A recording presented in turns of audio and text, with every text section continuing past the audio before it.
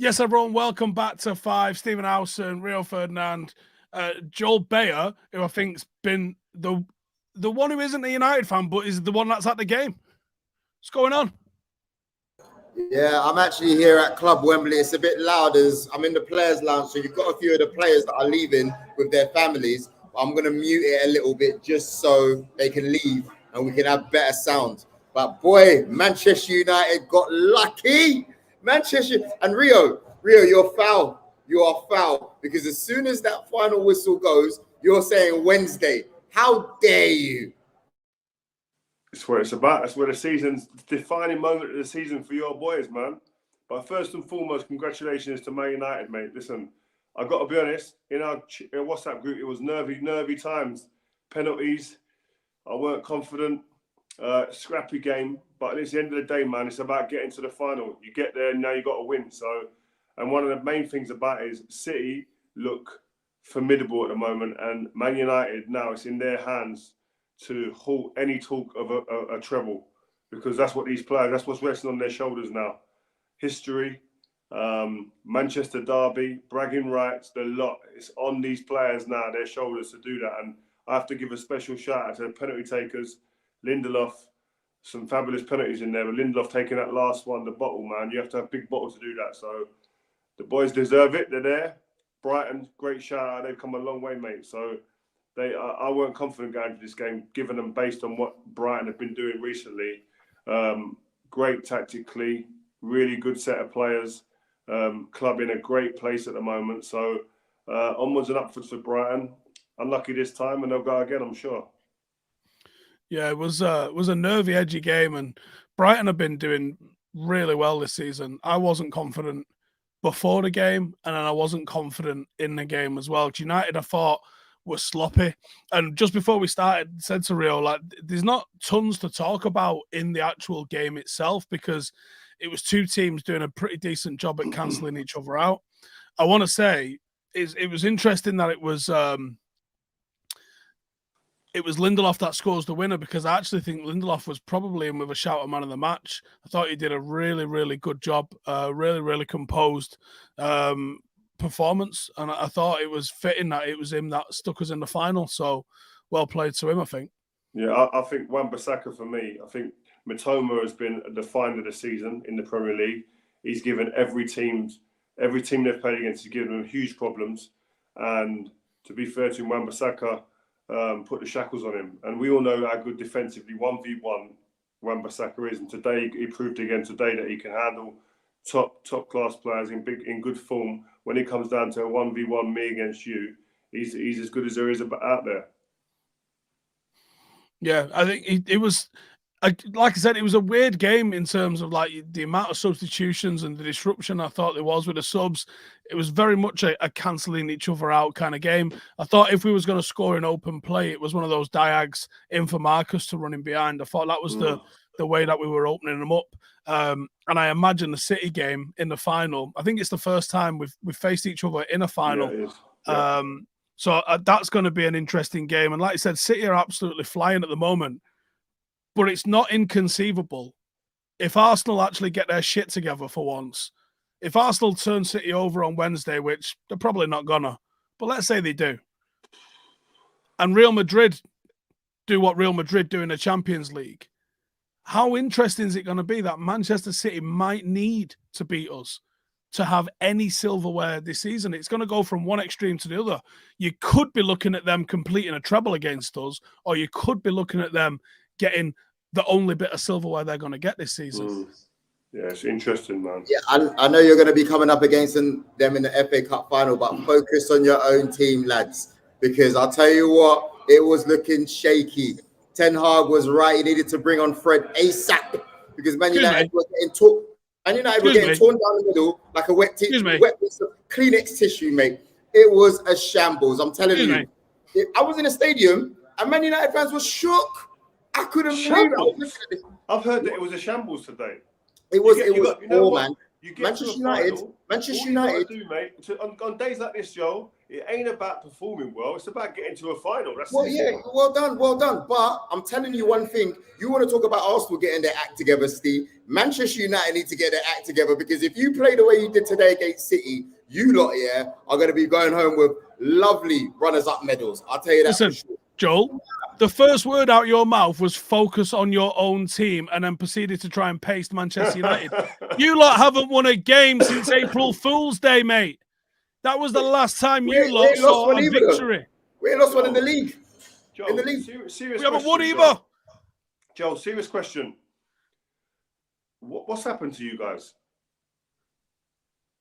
We're not doing this now. We're still focused on Man United. We're still focused on Man United. Caicedo with a brilliant performance. He got man of the match in the stadium, by the way. Yeah, is he going to the final, Joel? No, but we're talking about players here. You know. Do you think he cares about the man of the match when he's going home as a loser today? It's probably he's going to be on the coach train on the way back down to Brighton, going, "Hey, we're not going to a final, but I got man of the match. So who's the real winner here, lads?" He's a player. I'll tell you what. He's a really good player. Now, you got to give a massive shout out to Brighton. Even Danny Welbeck, before he got injured, causing loads of problems. You had Solly Marsh out there playing down the wing, more tricks than Del Piero, bro. I thought, what is going on down here? No, honestly, I was actually proud of Brighton. It's just a massive shame that they couldn't do what I wanted them to do and win the game. But shout out to Brighton, because they did say we're going to be able to go into their football club, innit, Rio? No, we're going to be going down there. I can't wait. The setup down there is fantastic. I want to give some people a bit of insight behind the scenes as to what's going on there. Not only the personnel, but the facilities are fantastic down there, and they're a club building for the future. So Paul Barber, who I've known for years, is the chief executive down there.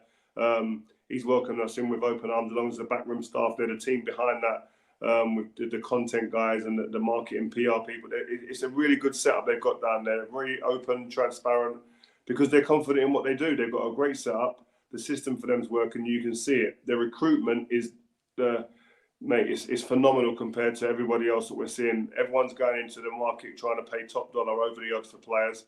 These guys are fishing in different waters for players and coming out with gems.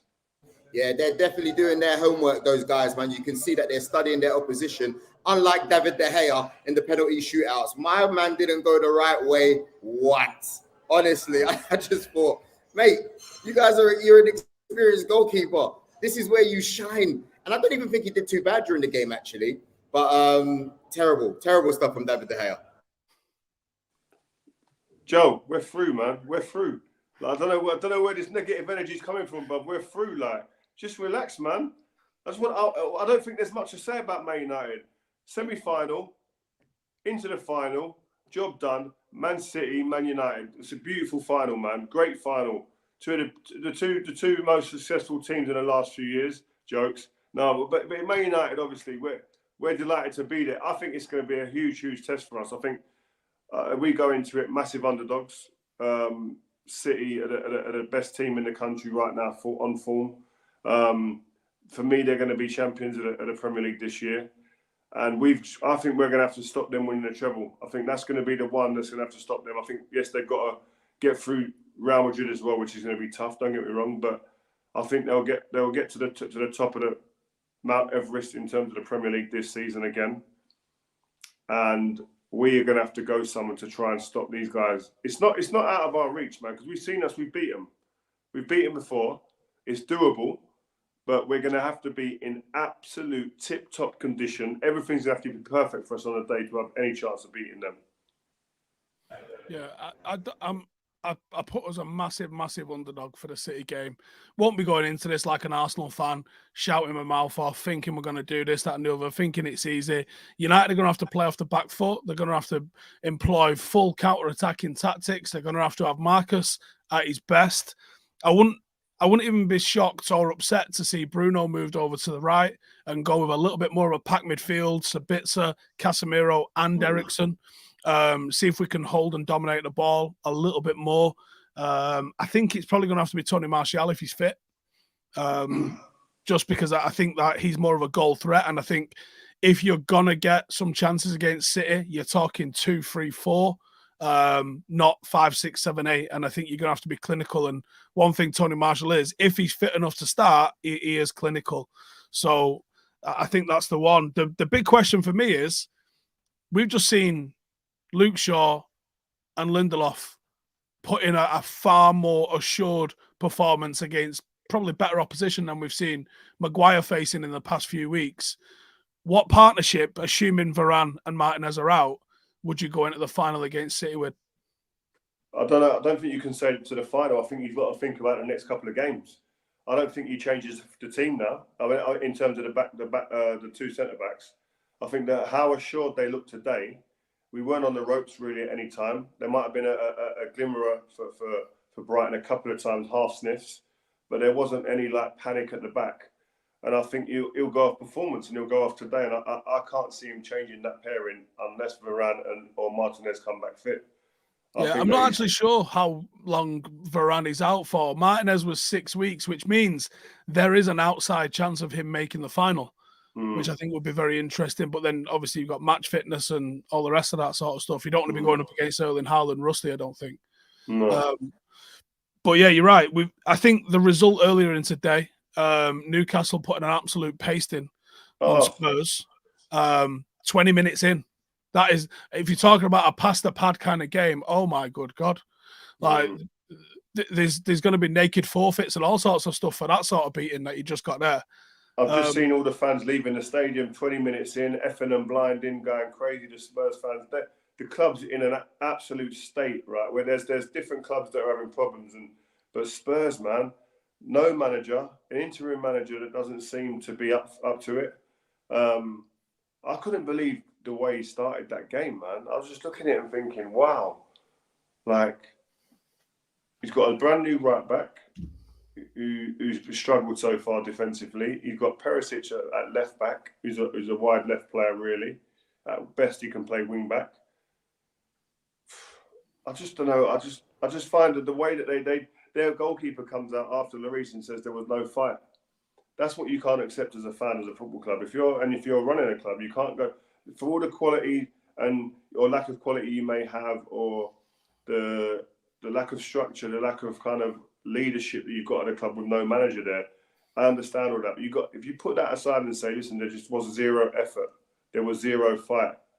Spurs are in a bad place, man. And we look at Chelsea, are they in a bad place? We look at other clubs, are they in a Spurs? Would you want to go and manage that? When you look at that pool of players, would you want to go and take that over? They're talking about Company. They're talking about Nagelsmann. They're talking about Pochettino maybe going back. I think there's a couple of genuinely top level players in there, but it is only a couple. And then there's a big drop off. The likes of Dyer, I've never got Dyer. I think he's a proper bang average footballer. And he seems to start all the time, and he seems to have a big sort of part to play in those teams. Unless I'm missing something about what he offers. Conte said when he went in there after a couple of weeks that he could be our world-class centre back. I don't know how. Joe Tottenham Newcastle, only had 8 shots on target today. Mate, Jacob Murphy, we had him on the show a couple of weeks ago. He played well today. Wow. First 10 minutes, goals, running rings around them. 2 goals, devastating form, putting chances on a play. His work rate off the ball. I saw he gave the ball away. He chased down like a ferret he was, and they almost scored off the back of it, getting the ball back. I mean, this season he's been revitalised as a player. He's been tremendous. So shout out Jacob Murphy, friend of the station.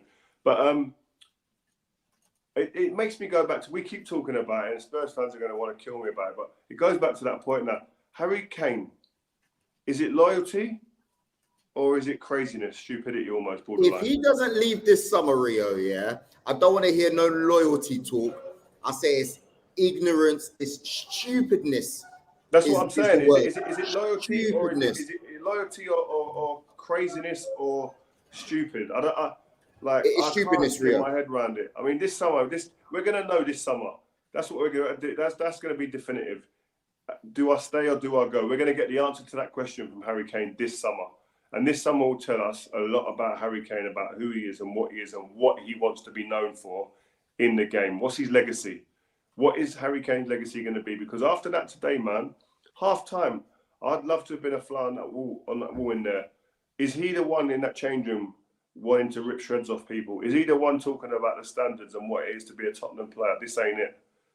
Or is he sitting there, slumped, really just contemplating like his future now? Like this is probably not me no more. At the end of that game, is this not me now? I can see now my questions have been answered. I can't waste another couple of years here because this is going to take another couple of years to rebuild this. I look at this Spurs forward line, and it's not just Harry Kane. You remember how Kulusevski started when he joined? People was talking about bargain. Well, what was the fella at Liverpool called? Diaz. People was talking about the start Diaz had. Kulusevski had probably a better impact when he first joined. And then you look at that forward three: Son, Kane, Kulusevski. I'm putting that up against any forward three in world football. That is a genuinely talented forward three. But that defense, I mean, Ivan Perisic is playing left back, not left wing back, left back, right?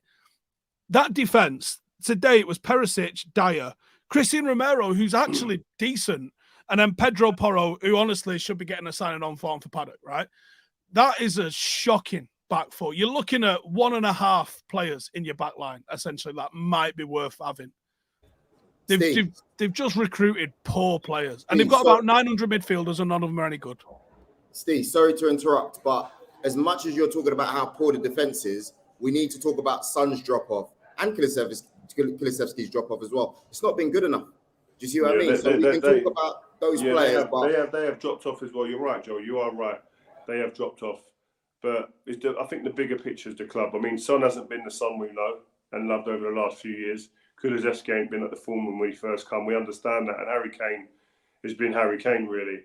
But the team is nowhere near good enough. They're short of confidence, obviously.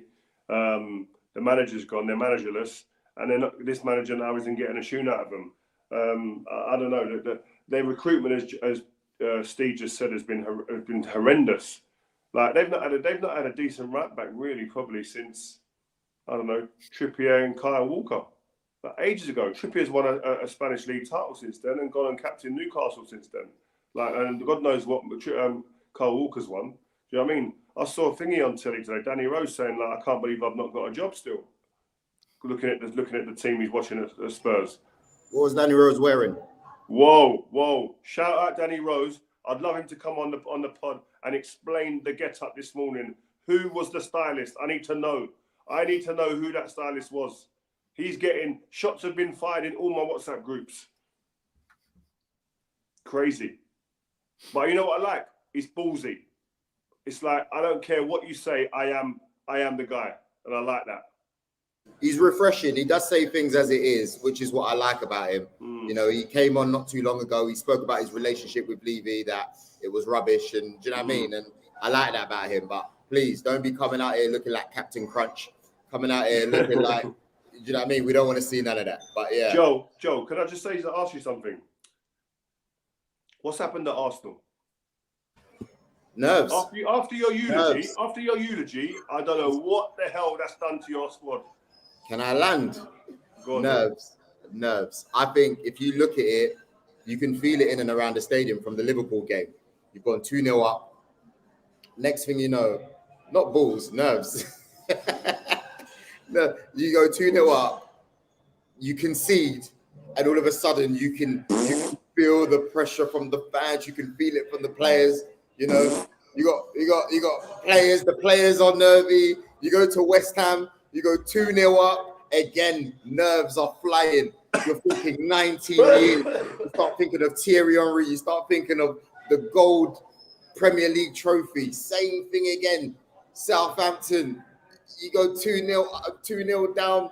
Theo Walcott slips in a goal. It all starts going mad. But I'll tell you what, we showed some spirit. Oh my gosh, everyone thought it was over. Even I thought it was over for a while. We was all watching that game. You didn't even know we were playing Friday night, Rio. I had to tell you in the group, switch on the TV. It's a massacre. But credit to the boys. Right. I watch my team. I'm not worried about you lot. Don't say that. Because the first word you said when you won today was Wednesday. You didn't say, boy, I look forward to beating City in the final. You said Wednesday. That's foul. But yeah. I don't look too far ahead. I don't get too far ahead of myself ever. So that's why. Yeah, Wednesday. But Wednesday's going to... Obviously, you guys have dropped points again. Southampton, bottom of the table. Theo Walcott comes back and says, listen, I'm going to slap up my old team again. They can't deal with me. You lot were dissing Walcott, all your players. All of a sudden, he comes back and says, listen, remember my name. Respect what I've done for the club. I'm going to have to show you now. He comes there, gives you a little taste, right? And you lot scrape it back. You do well. Brilliant. Young team. Arteta's right. Great to see the spirit from you guys. I love that. But again, it's another 2 points dropped, yeah? Fast forward now to Wednesday. What's the mindset of your team going into that game? Because you were going into that game, if it was a couple of weeks ago, you go into that game thinking, we can afford to lose this. No pressure. If we lose this, we're still flying. What is it now? 3 words. Do or die. I think the fact that we know, that this is the last throw of the dice, Rio. I'm even going to go pick up a couple dice. This is the last throw of the dice that we have. Literally, you know what I mean? And no, we have to go out there and give it our all. And I genuinely believe we go out there and we get a result over City. I do. I think if anyone... Listen, this is our Champions League final. I'm going to be there. Yeah, you didn't win that either. Listen, first of all, let me put a little bit of promo out there. This week's content is going to be epic because we got this live that we're doing right now. Tomorrow we got Vidic Part 1. Tuesday we got Vidic Part 2, and we're going to talk about that. Guys, make sure you press those subscribe buttons. Wednesday we got you crying live. Wednesday live. Me, Rio, Steve, Ash is even saying he wants to go on live. I might grab Jolyon Leicester. It's going to be a madness, and we're going to be able to talk through the game. And I honestly, hand on heart, we're going to go there and we're going to get a good result. We're going to win. After the game, I'm at the game. I'm going City. After the game, we're going to go live straight direct from the Etihad. And it's going to either be like tears for Joel or he's going to be elated. I don't know what it's going to be. I'm not sure. I got the trophy in the bag, bruv. The mini trophy is in the bag. You still got that? Are you leaving that in Manchester when you go? No, I'm not. Are you going to return it where it's going to live? Yeah. Listen, I'm going to shake those red ribbons all over their face, mate. I don't care what no one says. We've got this. I can't actually read the comments because it's just laptop is all everyone's saying. Yeah, see? You see? You don't even pay your debts, man. You should be ashamed of yourself. I don't even understand why we're having this laptop discussion because I've got you a perfectly fine second-hand laptop. So we can move on from that. I'm ready to take on other bets. In the chat. I'm really... Going back to Arsenal, what's been one of the reasons? Saliba not playing, Partey's drop off in form the last few games, Jesus coming back, has that had a problem with like the way that things are going? I don't know. You tell me. Nah, Rio, it's like I said, it's nerves, man. Like a lot of the players are not experienced enough to go through a Premier League title challenge. We can say Partey, but he's been not that great in the last couple of weeks. I think you can see it by our defending. Sometimes you'll see, even though I like him and I think he's had a good season, you'll have people like Gabriel. You can see they're a bit rash, you know. And I'm not afraid to say it. They can be a bit rash sometimes. You can see when you go 1-0 down, the braveness that some of our players had before. You can see we're playing it a little safe. We don't want to concede, you know. People are attacking maybe Rob Holding's side a little bit more than they would if Saliba was there. You can see little bits and bobs here and there. Look at Ramsey's first pass for the first goal. It was David De Gea-esque. You know what I mean? You can see people are panicking. So I think we just need to cool our nerves. And when we go to City, it will do us a favor being the underdogs. I can see a 2-1 win. It's going to be really tight. Unfortunately, I'm going to be sitting with the City guys, so I might be balaclavaed up. But pray for me. You know what? I'm praying for you, man, because this live on Wednesday is going to be crackers if you don't get beat. For you, I'm praying for you. Do you know what it is, Joel? Arsenal have done this for the last 20 years or more, right? Because of all the London media that just absolutely fucking emus off Arsenal all the time, right? Because of that London media bias, and Arsenal are just a little bit harmless, aren't they? They're like a posh version of Spurs, yeah? Where they're like belittled a little bit and patronised. Oh, well done. You play lovely football. Well done. Oh, you got a lovely stadium. Well done. Oh, you... Caicedo patronised your midfield today, bro. Listen, went home a loser. I'm not talking. Yeah, exactly. Right. You lack the killer instinct. Arsenal for years and years were like the best team on points from like January to December in every year, but won fuck all, right? Some reason. Because when it comes down to the crunch, you don't know how to win. You don't know how to go ugly. You don't know how to just get the job done. Like United did today. You don't know how to just get it over the line. And for the entire season, no one's really thought, myself included, oh, this will end. Oh, this will end. Oh, this will end. Oh, they'll fuck it up soon. And you've not. And somehow you've found yourself in a title race in April. So I will say well done on finding yourself in a title race at April. But Manchester City are going to overtake you now. Because the only time that the pressure has been on, you've fucking folded like a cheap snakes and ladders board. You've just absolutely crumbled. The first time any pressure has been on you. You tossed it off in the League Cup. You tossed it off in the Europa. You tossed it off in the FA Cup. You banged all your chips on winning the league. And then you fucked it. Steve, you do know that it could be 3-0 for you at half-time when you play in the FA Cup final. I was here yesterday as well, by the way. For everyone who says that, oh, you're at so many Man United games. I was at the Man City game doing a scout report. And I'll tell you what, they didn't get out of second gear, City. They absolutely ripped Sheffield United to pieces. And they had the audacity to rest Kevin De Bruyne. It was the Mahrez show yesterday. They tried different formations. I looked at this and I thought, if Man United get through, Man United are going to be in deep doo-doo, mate. I'll tell you that. Well, here's the thing. I'm sitting here telling you, Manchester United are not the favourites going into that game. And here's what we know to be 100% the truth. Pep Guardiola should have won the Champions League when he played Chelsea. But he didn't. He could have gone playing golf that week and just give a shirt to the first 11 players in at the dressing room, walked out and won the Champions League. But instead, he fucked it up by overthinking it and overcomplicating it. Now, the fact it's Manchester United in a final to potentially match what Sir Alex Ferguson did by winning a three-peat and a treble, there is no way in hell he's not overthinking that. Now, they'll probably still win, but he's definitely going to overthink it. Steve, and if he overthinks it, the FA there Cup, is a chance. Don't chat to me. I don't care about all your stuff. I don't care about all this stuff you're rolling out. All the facts. Because the fact of the matter is, all the facts are a shadow of a team. Top AAA. It's Rio and Vidic. Top level fucking analysis. So let's move on to Vidic talk, because I'm not trying to hear none of this.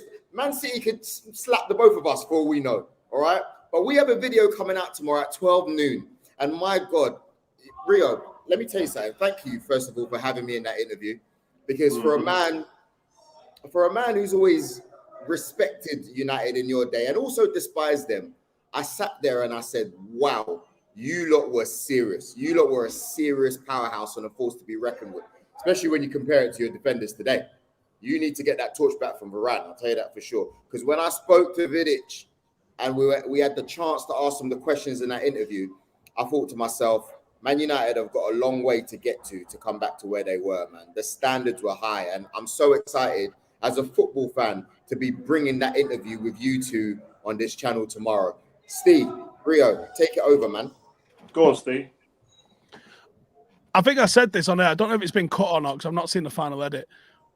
But I was actually freaking out for the first 5 or 10 minutes. And like we've had some mad guests. And the fact that I'm even doing a podcast with Rio week in, week out, and I don't really care. And I don't like get giddy and excited about it. But I think it's because you're on telly all the time. You've always got your finger on a pulse with what's going on online. And we can find out your opinion. Vidic is a ghost. Like, I know how hard you've worked to get him on, to chat to him. And I was just sitting there going, Jesus Christ, this is Vidic. And it can't have been many people that have sat between you two. There can't be many. Right. I mean, rare there, I reckon. Edwin van der Sar, that's it. This is more exclusive because Vidic doesn't speak. And it's not only that he doesn't speak, he spoke with you. Do you see what I mean? There's some moments we've had on this channel, by the way, when Ronaldo was coming back to United, he spoke to you. And I think, if I'm honest with you, I feel like Manchester United have started to get it right, let's be honest, with Erik ten Hag. I think what was missing prior was them using you guys as probably like the spokesman and the representatives of the club, because you guys are so synonymous with the history. And seeing you two there, was pretty scary, man. Like hearing you talk about when you won the Champions League, the behind the scenes. We went out for drinks with Vidic for 2-3 hours afterwards. We spoke to him about Partey versus Casemiro. What did he say? He said, "Who? Who?" He didn't even know who man was. He didn't even know who Partey was. You know what? It would have been nice to film that bit, but we had to keep a little bit back, man. But it was no, it was nice to see Vida. I hadn't seen him for a couple of years. We speak on the phone, but I hadn't seen him for a couple of years. So to see him finally and do the interview with him was great. But I just think that it's important to find out from legends of the club, man, and what they're up to, and seeing what they're doing, speaking to them about current affairs, and some of the most iconic moments in their career, but the club's career as well. So it was good, man. And the energy in the room was very, very we feel blessed to be able to be there and chat, because you have to understand about Nemanja Vidic. No one will know this, but other than the guys who played with him, you speak to anyone that played with him, he's a really closed book. He's a really kind of thoughtful. He don't make no move or step without thinking about it. And it's weird because when you watch him play, he's a thunderous warrior type player. You think he just blinks and just makes a decision and goes into it, takes everything, blood and thunder. But off the pitch, he's very thoughtful, very calm, cool, collected, and just won't make any move or step without being really thought out. So, you know what I mean? Coming and doing an interview is a big thing in his life. It's a big thing for him to do. So for us to kind of do that was only right. Yeah, me and Steve were chucked into some MI5 group chat. Never experienced anything like it before. Literally, we just got chucked in a group. Rio gave us a little whisper, like just a couple of days before Vida interview. I said, all right, mate, cool, whatever. I just carried on with my shopping. And then next, me and Steve are chucked into some group chat. Tom's chucked into it, the producer. I thought, crap, this is actually happening. Next thing you know, we're sorted. We're in this secret room in the Lowry. They treated us nicely over there. The steak was nice, isn't it? Food was nice. Like our emotions are high and down because you're like, bro, this is, no disrespect to anybody else, but it felt to me like the biggest guest that I had sat down and interviewed since being on 5. And I just thought, whoa, we had so much time, a 2-hour part podcast. You know, the biggest thing before we go, I think the biggest thing with someone like Nemanja or these old other legend of players, like Steve said, I think he hit the nail on the head. Someone like me, I'm visible. You see me, I'm online, and I'm working on TV. I'm here, there, doing loads of stuff, and I love it. There's a mystique that surrounds someone like Nemanja Vidic. He retires, and we just don't see him. Like Steve said, he's a ghost. He just goes off the grid. He's off the radar. Don't want to be seen. Doesn't need to be seen. Doing his own thing. I won't even tell you what he's doing, or you can explain it in the pod. But you guys just listen. You got to subscribe.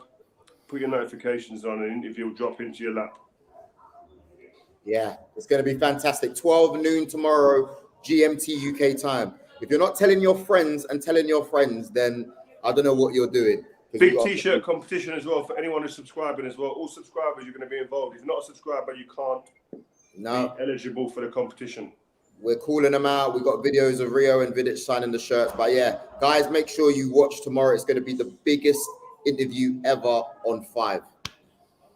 Liverpool. I just want to say, what's going on with all these clubs, bro? Before we go, like there's teams that are just all over the gap at the moment. Liverpool, Nottingham Forest as well, man. Put them under it, mate. But Liverpool got through it by hook or by crook. They could sneak in the top 4, Liverpool, I think. Yeah, it's mad. It's going to be even more mad when Man United don't win the FA Cup final. Guys, not with the way Villa are going. I just want to say, everyone last week wanted to chat about Ashley Young, didn't they? Yeah? Seen no chat about Ashley Young this weekend.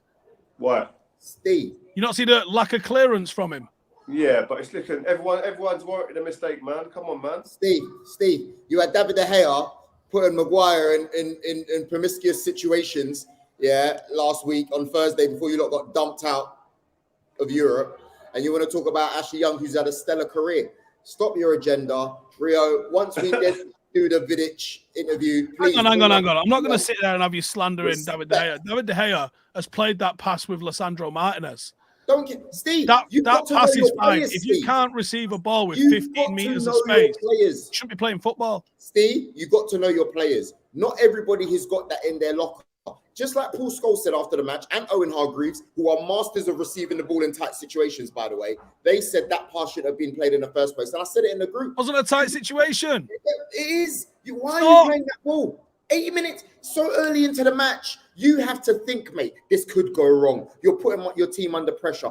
When in doubt, kick it out. I don't care what the manager says. Maybe he's got Ten Hag in his ears saying that we'd like to try and control the game and not give too much possession up to Sevilla away from home in a knockout tie. I think there's a bit of both. I think David De Gea, first and foremost, shouldn't play him that ball if he knows Harry Maguire. Harry Maguire shouldn't be showing for that ball if he knows his own capabilities. And I think both of there's a bit of responsibility on both of them sides. What I would say is if I was David De Gea, looking back, he could have gone to Aaron Wan-Bissaka. He was wide open. There weren't really no need to play it into that risky area. But like the defender's closer to Wan-Bissaka than Maguire. But I've seen the clip. He's only one player though. But I've seen the clip with Lisandro Martinez in exactly the same, a replica situation. Drops his shoulder. Not Martinez though, Rio. No, I'm not saying that. I'm just saying that there's players that are capable of doing it. Harry Maguire, I would say that one of his attributes that he would say is I'm good on the ball and I'm comfortable on the ball. So I'd expect him to be able to deal with that in that situation. And I'd say that he'd look at that and go, another day, I should be doing better. That's what I think, if he's honest. I think so. Man, you get that out. He checks his shoulder to the right-hand side. If he checks to the left or behind him, he just lets the ball run across him, turns, beats 3 men, and looks absolutely sensational doing it as well. I would have turned out without and found Rooney. Yeah, but you're a Rolls Royce, mate. We're not talking about you. Listen, yeah, but he's also 43. Did you see David De Gea today? He was in a similar situation and he played out wide. I don't know if you he went out to Wan-Bissaka straight away. Yeah, he went wide because he knows you don't put your players under that situation. And I thought to myself, that's someone that's learned, mate. But it's a little too late because you're out of Europe. That's it. I'm not having it with David De Gea. The only thing I think you could say is he should have put a bit of communication on the ball and told him to turn, or he should have played it into him a little bit harder. It was a little bit of a slow pass. It wasn't a great pass in it. I agree with you there. Put it in the comments. What should have David De Gea done? Because I don't like the fact that laptop is trending in the messages. Let's change that, please, guys. Can we just shout out West Ham, please? 4-0, Bournemouth. Have that. Yeah, big up West Ham. David Moyes is staying. David Moyes needed that. Massive result. Do you know what that... I'm just having a look at yesterday's results because I forgot some. Do you know what that shows me, Rio? I don't like the fact that these teams are using Arsenal as a springboard. Yeah, they are, mate. They are. Trust me. They are. But no, West Ham, they needed that result massively. I think the West Ham fans are a bit unsettled, man. Europe's going all right for them. And the league was looking in a bit of a bad position, a bad situation form-wise. But 2 good results, Arsenal and then Bournemouth like that. West Ham are out of it now. They're like 13th. Yeah, but Leicester picked up a win with Dean Smith, didn't they? And they needed that. Huge result for Leicester. Huge. Like, thingy, what's it called? Leeds are banging it. Leeds. I done Leeds Fulham at the weekend. Fulham didn't get out of second gear and they punched up Leeds. Leeds look toothless, man. Bamford's on the bench. He's not playing. You've got Rodrigo's got the top goal scorer. I think he's got 11 goals. Next goal scorer has got 4. And then the other one, next one, has got 3 who's sitting there going, wow, man, this ain't good enough. There's not enough goals in that team, I don't think, to keep them up. Right, I think we're going to wrap it up there. I can't actually read the comments from everyone because it's just an absolute laptop fest in here. But let us know your thoughts. Give us your predictions for how many City are going to stick past Arsenal Wednesday night. And how you think United are going to cope in the final. And all that good stuff. And we will see you at noon tomorrow for Nemanja Vidic. It's going to be mint. Honestly, it was so good. It was an absolute treat to be there. It's going to be an absolute treat to watch it. So check that out. Shout out to Brighton. Peace. See you guys. Thank you, guys.